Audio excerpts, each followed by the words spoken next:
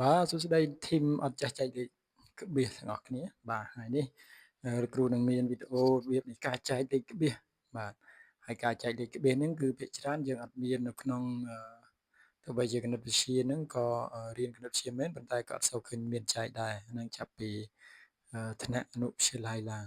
បាទភាគច្រើនយើងប្រើវានៅក្នុងរូបវិទ្យាគីមីហើយនិងរូបវិទ្យាបាទអញ្ចឹងនៅពេលដែលយើងអត់ចេះចែកលេខទៅការរៀនរបស់យើងក៏បាទចំនួនតែលេខចាស់តែចំនួនលេខក្នុងរូបមន្តអត់ចេះស៊ីសងអត់ចេះគណនាអញ្ចឹងធីមយើងទាំងអស់គ្នាបាទតោះយើងមកចែកម្លែកទៅអស់ទៀតអឺមើលទាំងអស់គ្នាបាទអញ្ចឹងយើងមាន0.2បាទហើយចែកវាជាមួយនឹង0.1អញ្ចឹងដើម្បីចែកងាយស្រួលយើងដាក់វាប្រឈមប្រហែលនាទីប្រឈមមកបាទយើងមាន0.2បាទហើយចែកវាជាមួយនឹង0.1បាទអញ្ចឹងយើងសង្កេតឃើញថាតើក្រោយក្បៀសនេះមានប្រមាណខ្ទង់បាទណាអញ្ចឹងការចែកលេខគឺអត់ពិបាកទេឲ្យតែយើងចេះបាទអញ្ចឹងយើងឃើញថាក្រោយក្បៀសនេះចំពោះតំណាងចែកគឺវាមាន0.2គឺក្រោយក្បៀសមួយខ្ទង់អានេះមាន0.1បាទតួចែករបស់យើងគឺក្រោយក្បៀសមួយខ្ទង់អញ្ចឹងមានន័យថាវាមានក្រោយក្បៀសមួយខ្ទង់ដូចគ្នា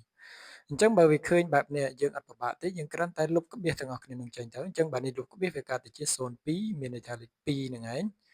អានេះលុបក្បៀសទៅគឺបាទលុបក្បៀសណាលុបក្បៀសនឹងចេញមកអញ្ចឹងវា0.1អញ្ចឹង0.1មានន័យថា1ហ្នឹងឯងណាបាទអញ្ចឹងលទ្ធផលពីរហ្នឹងសួរចែកហ្នឹងខុសគ្នាអត់វាអត់ខុសគ្នាទេអញ្ចឹង0.2ចែកនឹង0.1បាទលទ្ធផលវាគឺដូចជាមួយនឹង2ចែកជាមួយនឹង1អញ្ចឹងបាទមិនមែនចែកទៅឃើញចម្លើយខុសគ្នាគឺអត់ទេបាទហ្នឹងគឺចំពោះបាទកើតក្បៀសដូចគ្នាហើយអញ្ចឹងយើងចែកមកបាទ2ចែកជាមួយនឹង1បាទគឺបាន2បើមិនចេះចែកលេខទៀតក៏មិនដឹងថាធ្វើម៉េចកន្លែងហ្នឹងបាទអញ្ចឹងយើងឧស្សាហ៍សុទ្ធពីលេខបាទអញ្ចឹង2ម្ដងគឺ2អញ្ចឹងលទ្ធផលរបស់យើងគឺ0បាទនេះគេហៅថាសំណល់អានេះលទ្ធផលរបស់យើងគឺ2អញ្ចឹងមានន័យថា0.2ចែកជាមួយនឹង0.1ឃើញ2បាទឃើញលេខប៉ុណ្ណេះទាំងអស់គ្នាគ្រូលេខស្រួលបាទលេខស្រួលតែអ្នកខ្លះចិត្តបញ្ចូលបាទអញ្ចឹងយើងបន្តទៀតបាទនេះតាទី1បាទឧទាហរណ៍ហ្នឹងបើសិនជាលេខហ្នឹងវាក្រោយក្បៀសមួយខ្ទង់ដូចគ្នាចុះបើខុសគ្នាឧទាហរណ៍យើងមាន0.50បាទ0.5ឧទាហរណ៍ចែកវាជាមួយនឹងបាទ0.25បាទនេះអញ្ចឹងយើងបន្តទៀតដើម្បីងាយស្រួលចែក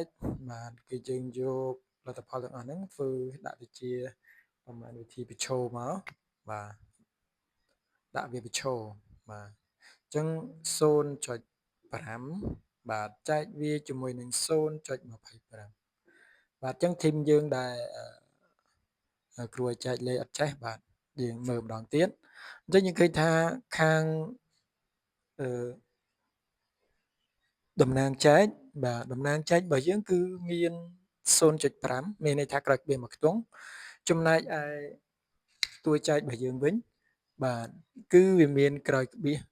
គឺ0.25មានន័យថាវាមានក្រោយក្បៀស2ខ្ទង់អញ្ចឹងនៅពេលដែលវាមានក្រោយក្បៀសខុសគ្នាយើងត្រូវធ្វើម៉េចអញ្ចឹងយើងអត់ចាំបាច់មើលបាទឬក៏យើងមើលក្រោយក្បៀសណាដែលច្រើនជាងគេណាខ្ទង់នេះចំនួនខ្ទង់ក្រោយក្បៀសច្រើនជាងគេអញ្ចឹងចំនួនខ្ទង់ដែលអឺ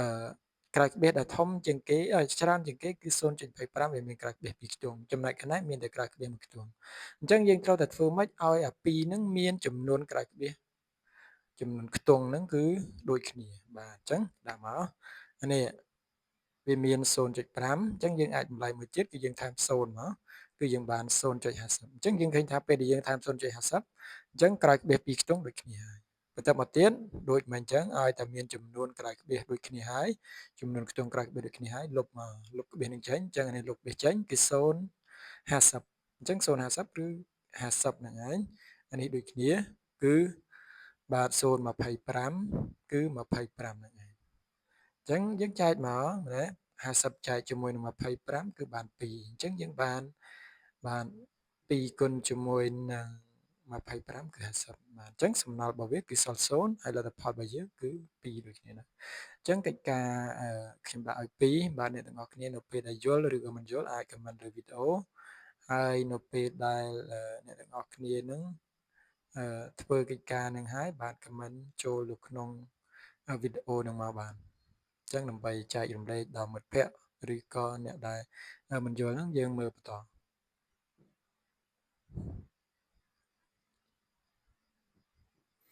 បាទ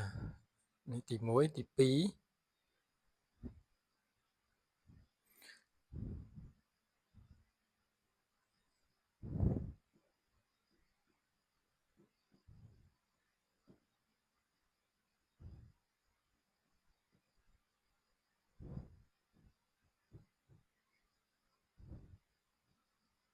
បាទ